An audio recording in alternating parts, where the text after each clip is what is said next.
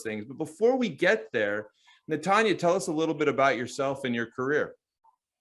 Okay, I'll hopefully make this either interesting or short, whichever pleases the most folks.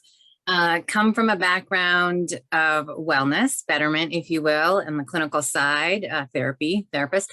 And in the early days, shifted a bit to work with organizations, mostly in pharma and biotech in-house on the marketing side, because I also have that training, and trying to bridge the customer-centric language and mission and vision writing on the wall, if you will, with actual, programmatic things that are customer centric, which is really tough sometimes when you're large organizations. A lot of connections on the digital side with innovations as they were coming to market around tailoring and customization.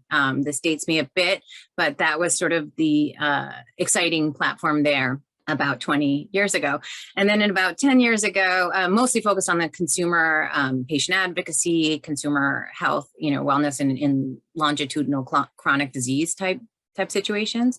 And about 10 years ago, it seemed like on the direct to clinician side, everyone was realizing that physicians are people, which was amazing, and that we had to communicate with them a little better than we had been, and not necessarily just dump our newest tech on them like, oh, we can email, we have their email address, let's set them 6 from this department, from promotions, from conference department, from medical, and not necessarily be coordinated, which is understandable. The organizations were large and spread out, and regulations put sort of firewalls between groups.